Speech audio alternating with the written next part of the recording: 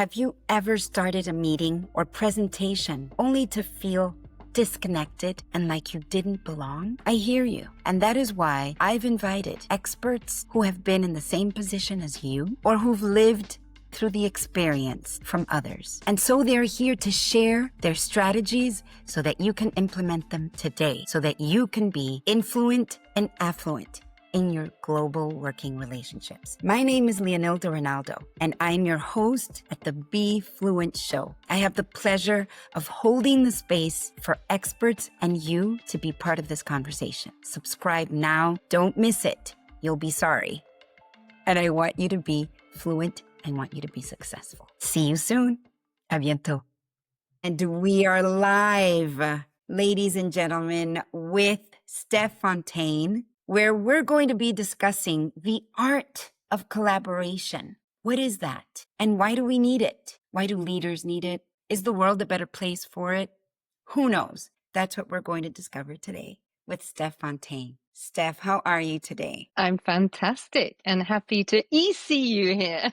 Yes, definitely. Steph, I have been so excited preparing for this. In any case, what our viewers and listeners want to hear is, Steph, who are you? I guess you could say I'm a creative catalyst, and I have connected all the dots of major experiences in my life. And instead of compartmentalizing them, I show up as a whole to create spaces and experiences for others to explore creativity, playfulness, authenticity, collaboration, reflect, be curious. In a nutshell, I'm an artist, a facilitator, public speaker, and maybe, if all goes well, a future author. So yes, creative catalyst would be the short answer, Nilda. Creative catalyst. Okay, so creativity is something that we tend to compartmentalize.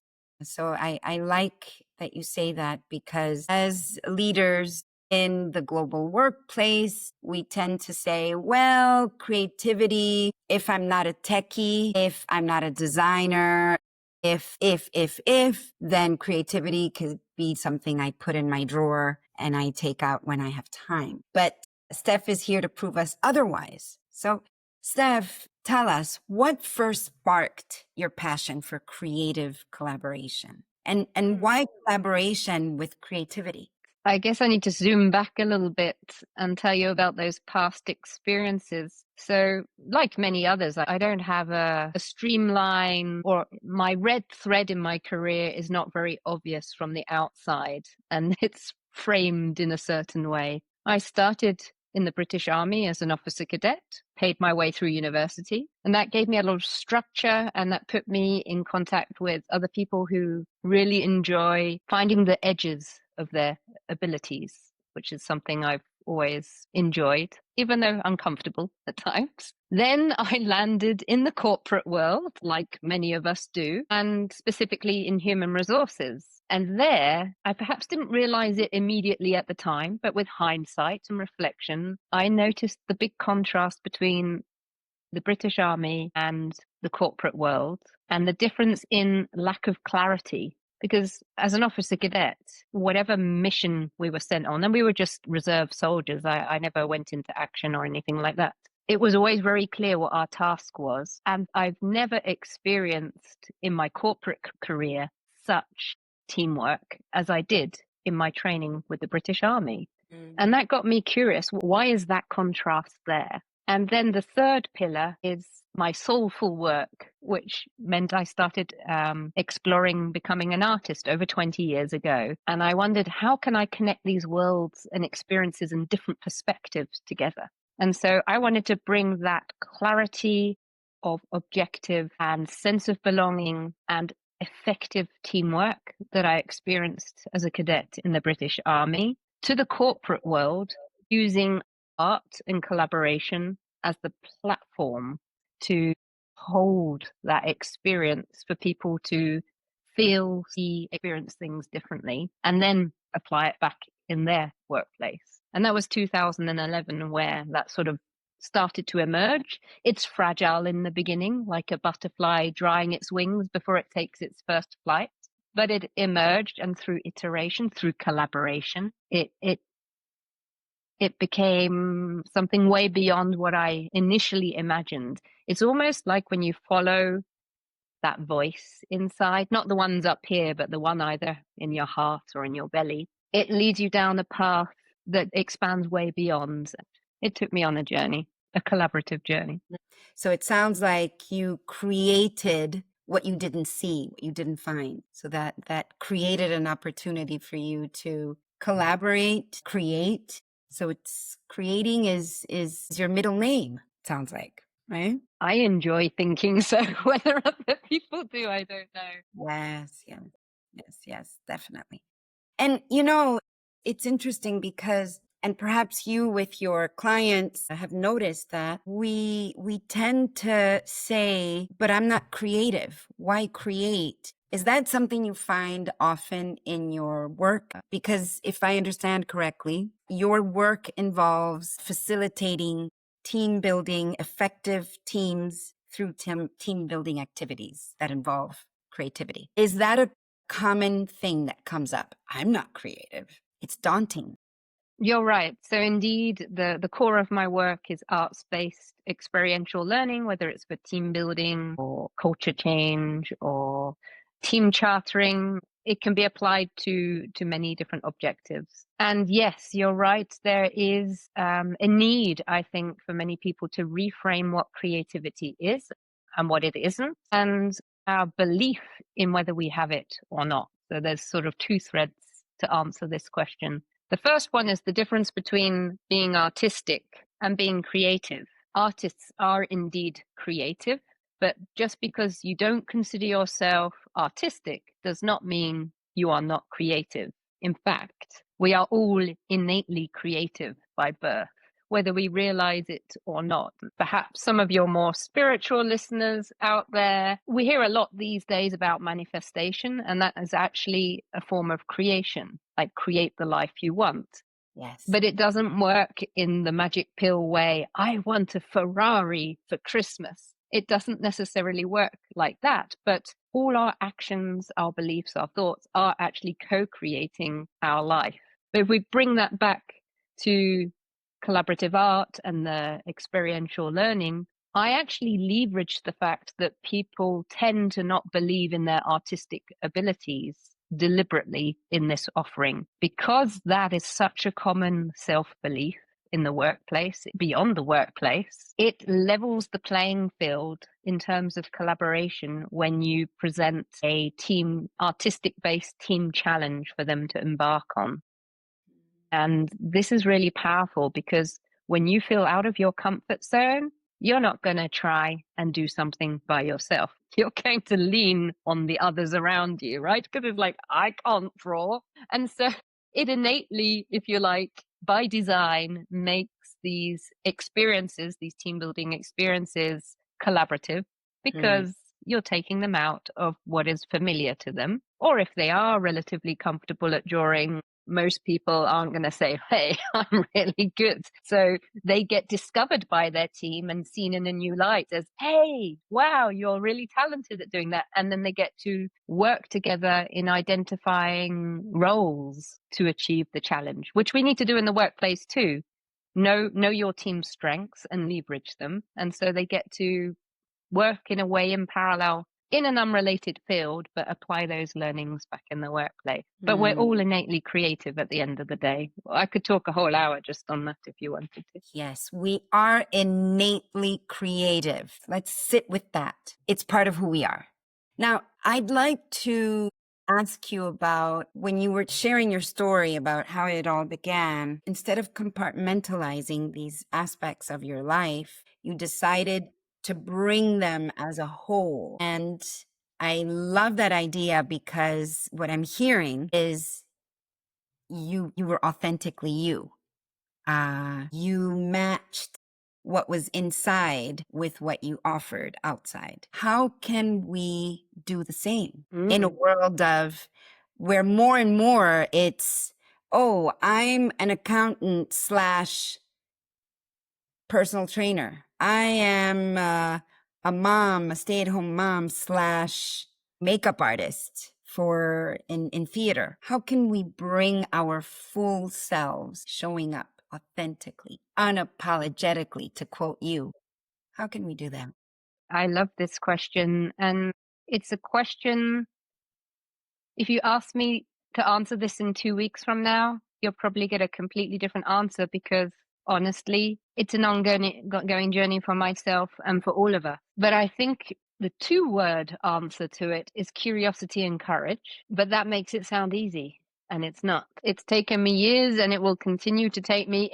It's a lifelong lesson. But I must admit, in the last probably 3 years, I have become way more consciously curious about what is going on, what leads to that. And it's all about inner work. When you work on yourself, I think there's a quote, I can't remember who it is, but when you work on yourself, it's like the biggest gift, not only that you give to yourself, but the world. And I like to see it as there is no sustainable future if we don't work on inner transformation. And that makes my personal life better, but it also makes my work life better. And it has a ripple effect on those around me, whether clients, colleagues, family, friends, colleagues at Toastmasters. It ripples out. So imagine a world where we are all doing that with the intention of becoming more unapologetically ourselves. And I actually see the journey of authenticity like a subtraction process. We're removing the layers that we've inherited. Yes. Unconsciously, mainly. And you have to have some kind of moment in life, or at least for me, I had to get to a point in life where I felt too much discomfort, that I didn't want to wear those layers anymore. And I hope I can find a formula that will help people maybe one day not wait until that moment. But we're wired in a way that fears the unknown. So I also understand why we wait to be so uncomfortable with this persona or personas, because we can wear many different masks in the workplace. And we are conditioned, and we have habits, and we've inherited beliefs from family, from schools, from society. This becoming you process is getting rid of all of that. But how does that apply in the workplace? Because I know your audience is also very corporate. It's relevant, because the more you become you, the more aligned the opportunities. You're not feeling good in your job right now. If you do that inner work and start following your intuition, for example, even if it's baby steps, I'm not saying quit your job, but the more you align to who you really are, the more you will attract aligned people, aligned opportunities. So you don't know how at that phase when you start to be curious and take those baby steps, but the more you dare to do that, the more aligned opportunities will come to you, including people around you, which will help those aligned opportunities come to you. So it means you will have much more enriching conversations with people as well, workplace and non-workplace. And that will bring more aligned opportunities. That will bring you new perspectives that you're perhaps ready to hear in that moment in your journey as well, which is like opening all these rabbit hole doors into, ooh, how did I not hear about this before? And it's almost like these certain doors become open at a certain moment in time because of these authentic conversations, aligned conversations, and all of that because, one, you started to be curious. Is this it? Is this really what I want to do for the next 20 years of my career, or even the next 5, right? Be curious. What's behind it? What's holding you back? And take those baby little brave steps, which requires the courage. What I love doing is noting down those synchronicities, those symbols, because when you're navigating a new path, the unknown, it can be really disorientating at times. And if you note down those subtle cues and signals that are showing up, I find that really reassuring. You can focus on the glass being half empty or the glass being half full and tracking those signs. Wow, that beautiful conversation I had with so-and-so yesterday, or that daring act I took at Toastmasters last week, or that uncomfortable conversation I leaned into with my boss or my colleague. Those are all baby courageous steps into you, teaching your nervous system that it's safe to be more you and not wear these masks that many of us are conditioned to wear. And Teaching. Yes. believe me, trust me, try it within the comfort of one step out of your comfort zone. Like, don't jump 10 steps out straight away. You'll completely panic. And the more you keep on doing that, the more you become you, and the more you find your place in the world and your work. And it takes time, but it will all start aligning, and it's magic. And I'm still on that journey, but Yes. I It's dared to never take ending. those first steps. It's ever evolving, ever evolving. Let's talk about authenticity as a creative superpower. Can you share a story where it led you to unlock that authenticity, and how creativity helped you do that? So a few years ago, I kind of made a promise to myself to be unapologetically me. But what does that really mean? Like, Yes. in concrete terms? Yes. It can mean unleashed, not containing yourself, not making decisions that are fear-based. So if I take that to the Toastmasters space, I was competing in Malta this year in the annual competition. Yes. And somehow I managed to reframe this as it didn't matter. Like, the result doesn't matter, because it's so easy when you're competing to really care about either I win or it's a fail. And it's never a fail, because daring to step out of your comfort zone is already the win. And somehow in Malta, I was able, it wasn't a lie to myself. It was genuinely just going up on stage and doing what I'm about to do is the win. And I'm going to be whatever the prompt, because it was a spontaneous speech, not a prepared speech. Whatever subject prompt they give me, I'm going to deliver it, not only as unapologetically me, which feels super vulnerable, because some people might consider me quite quirky if they are a little bit more conservative than I am. So it was really exposing myself to a European network of business professionals, showing my true colors. And authenticity for me is who I am on the inside being aligned with how I show up on the outside. And not only that, to do it on stage and be filmed in front of, I don't know how many people there were, 200-300 people. So, but I've worked on my comfort zone a lot. That might not be your listener's first step.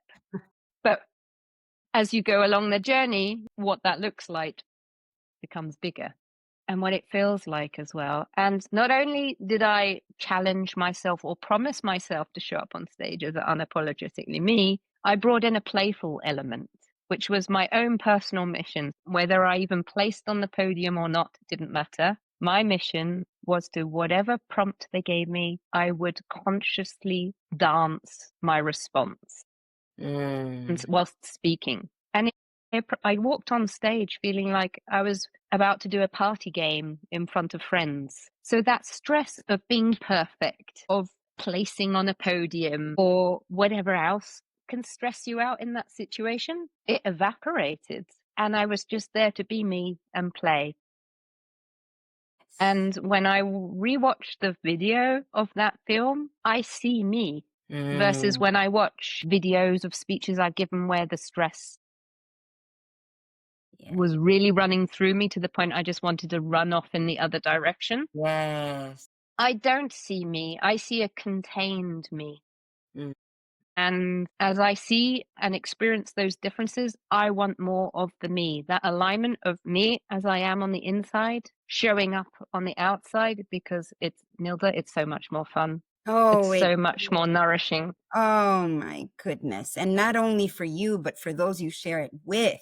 Imagine this in the workplace. Wow. I mean, that would certainly be an organization where that happens, where that's the culture, is an organization that would be the world's best place to work at, for sure. I think so. And it has such value in a workplace, because it fuels collaboration, it fuels creativity, it fuels all the things that most clients are asking for. But you have to package it up in a different way, because it's one of those things, I think, where the world is ready for it, but you have to word it in a certain way for them to realize. People want that more and more. It's just how to do it, right? But once we hear your experience, it makes it appealing. So, you know, when you say playful, when you say, I see the video and I see myself, hey, I want some of that, right? Yeah. Collaboration. Now the topic of our conversation today is also the art of collaboration. So finding the art in collaboration. What's one strategy you use when facilitating teams to ensure that every voice is heard and where creativity can really flourish? Well, it might not be the response you're expecting, but aprons or Tyvek suits. Do you know what it does? As soon as participants put on an apron or a Tyvek suit, you've leveled the playing ground. There's no title anymore. That's one way to do it. It touches on what we were talking about earlier. But to create a space, where there is inclusion, they are in the same boat, sailing into the unknown together. And the first thing I do there is give them an apron.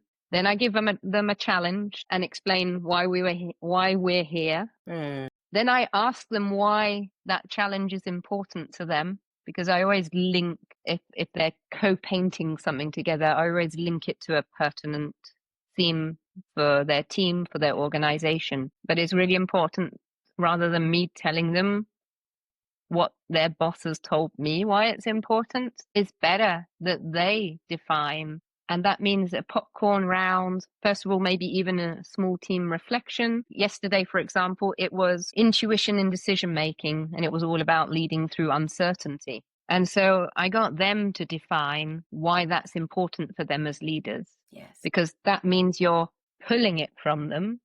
And then in terms of creativity and expression, there's not one way. There's not only drawing, there's brainstorming words. Yes. So those who aren't always necessarily doing outlines in pencil, they might have been stronger sharing the ideas through words. Yes. Then there's a storytelling part to the challenge. So those who feel that it's not the best fit for them to be painting later on, they might be crafting the pitch that presents this vision, which is bringing together everybody's ideas.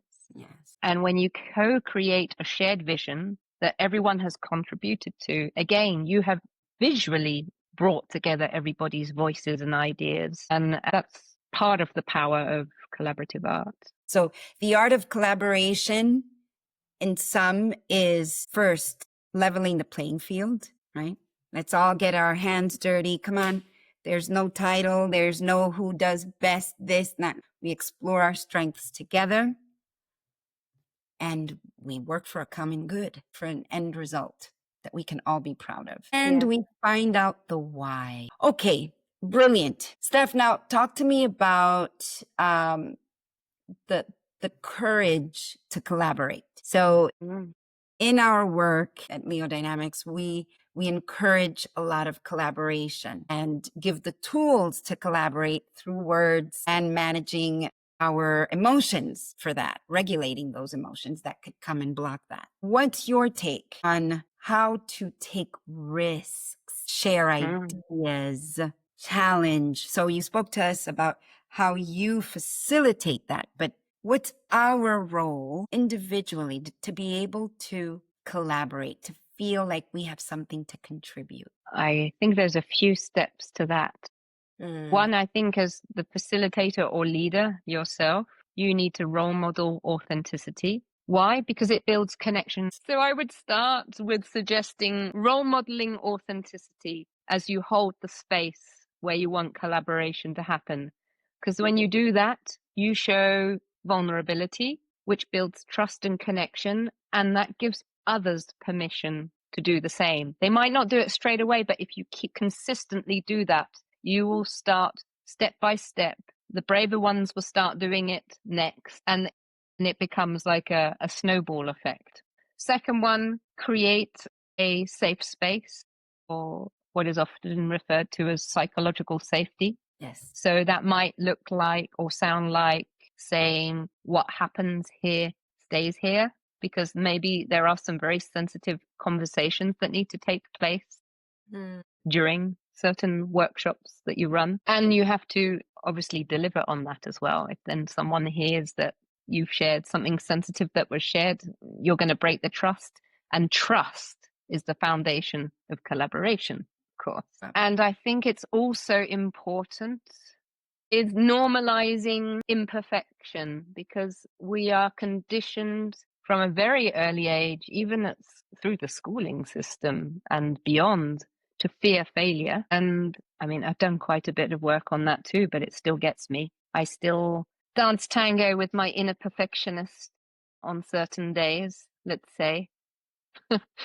But yeah, how can we normalize together? Because if people aren't willing to take risks and make mistakes, they are not going to take collaboration to the next level. They are not going to share bold, unconventional ideas out of fear of being judged, out of whatever fears are holding them back. There are several. So again, it doesn't happen in a switch.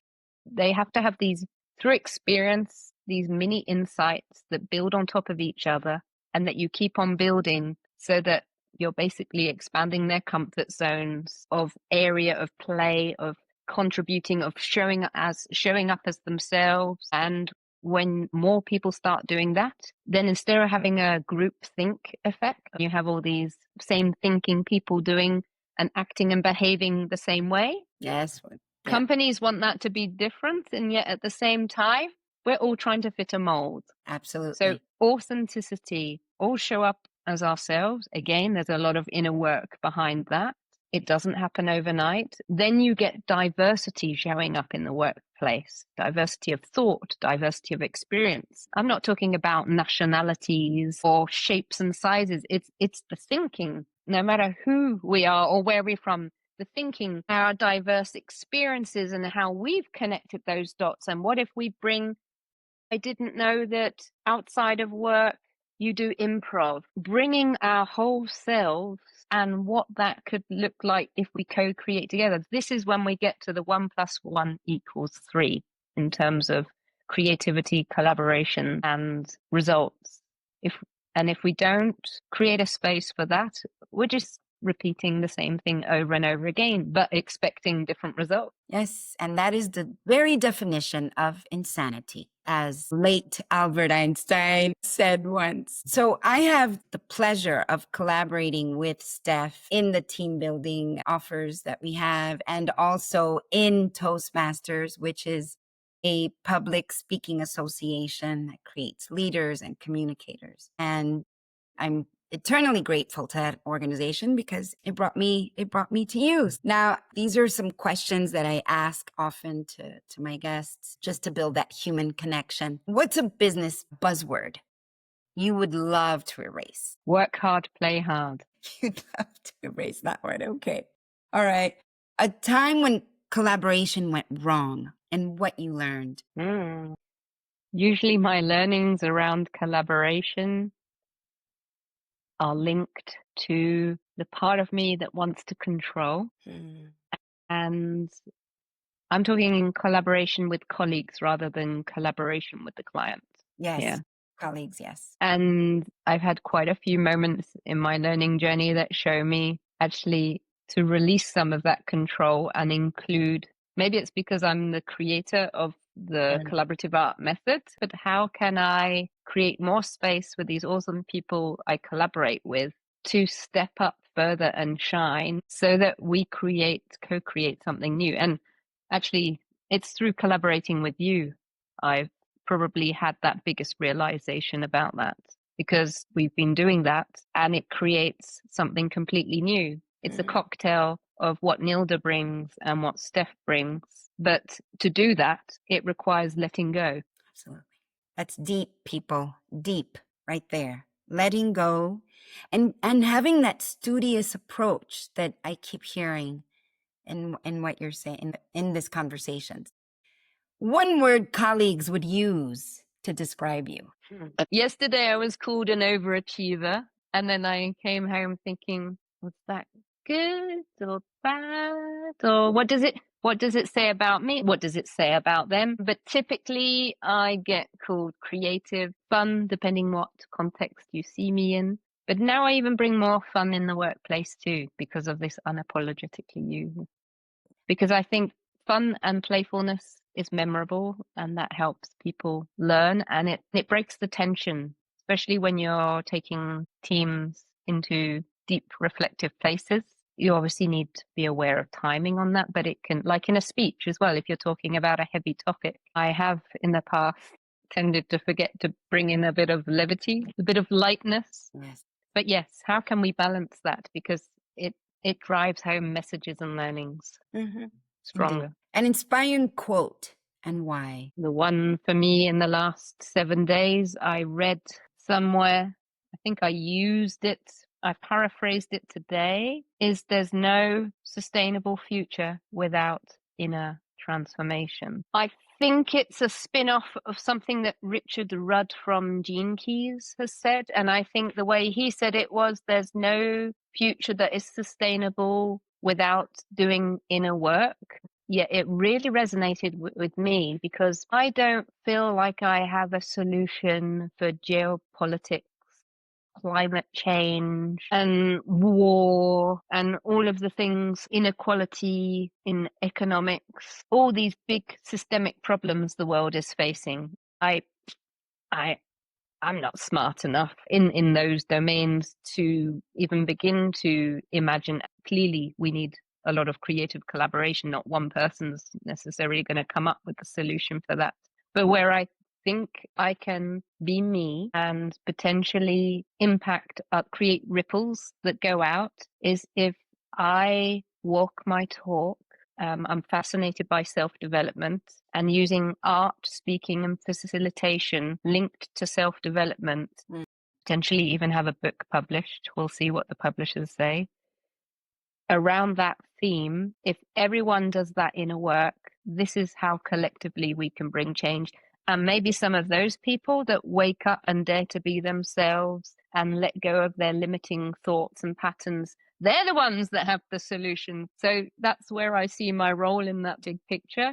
And I'm not the only one doing that, clearly, but that's aligned with who I am, what I love doing, and how I can do my part in this big experience we're all having together.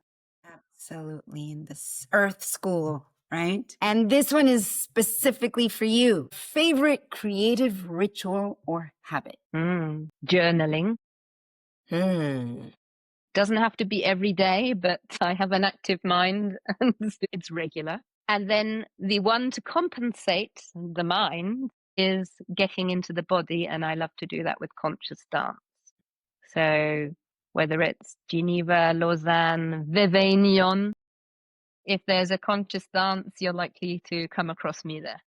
Steph, thank you so much for walking us through the steps for collaborating creatively, the art of collaboration. It has been wonderful. And I truly hope that as a result of this conversation, there will be more collaboration out there, more authenticity aligned with a more sustainable world in the future. Thank you so much. All the best to you. Thank you to you. You too. Thank you. Bye-bye. Oof, what a conversation that was. That's it for today. But if something sparked an idea, gave you clarity, or simply made you feel less alone in this global workplace jungle, remember, that's why you're here. That's why we are here connecting with you. Now, don't just sit there and let the insight just stagnate. Apply it. Teach it to someone. And if you're ready to go deeper, book your strategy call with me today. Together, we'll turn these big ideas, these big strategies into action. Stop waiting, start speaking. And let's be bold. Let's be fluent together. I'm Leonilda Renaldo. It's been a pleasure. See you soon.